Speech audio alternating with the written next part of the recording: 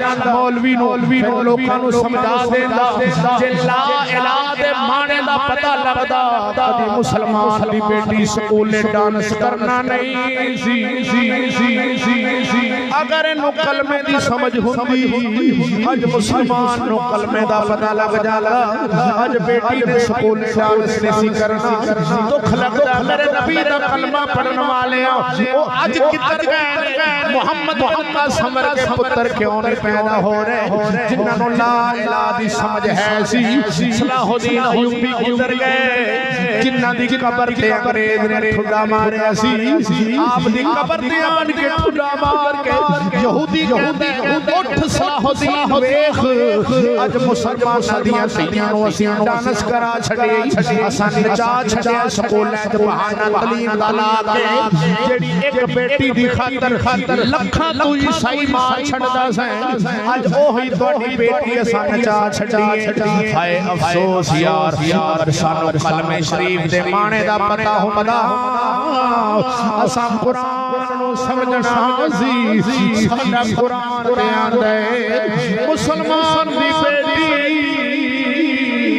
तेरा मुहाफिज कौन है हाय अफसोस यार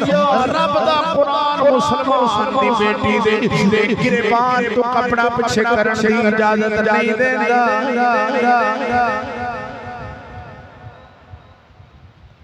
अल्लाह दा कुरान मुसलमान दी बेटी ऐलान फरमाता है ओ मुसलमानां दी औरत अपने गिरबान ते हर कपड़ा पा के रखी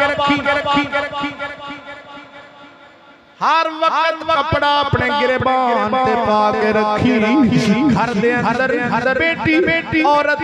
घर दे अंदर अपने बाप दे सामने सिर तो कपड़ा उतर जाए ते हर्ज नहीं अपने भरा दे सामने सिर तो कपड़ा उतर जाए ते हर्ज नहीं अपने खामन दे सामने सिर तो कपड़ा उतर जाए ते हर्ज नहीं अपने भरा दे सामने अगर सिर तो घर विच कपड़ा उतर गया ते हर्ज नहीं देवर दे सामने सिर तो भी कपड़ा उतर सकदा नहीं जेठ दे सामने सिर तो कपड़ा उतर सकदा नहीं मामे दे पुत्र दे सामने सिर तो कपड़ा उतर सकदा नहीं मौलवी केड़ी गल समझा रहे हैं इते मामे दे पुत्र ते किधरे रह गए जेड़ी औरत आज शादी हाल दे दरवाजे के खड़ी हो के सिर तो कपड़ा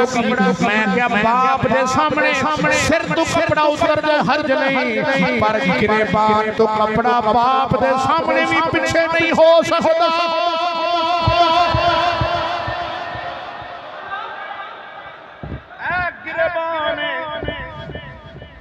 कपड़ा बाप दे सामने भी बीबी दा पीछे नहीं हो सकता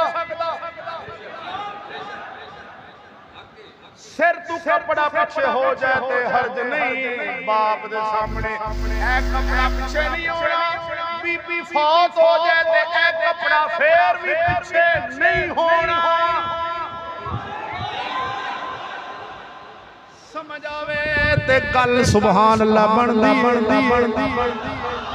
अगर मेहरबानी कर दियो ते गल समझ आया जे बीबी फौत हो जाए ते फिर भी गिरबान तो कपड़ा पीछे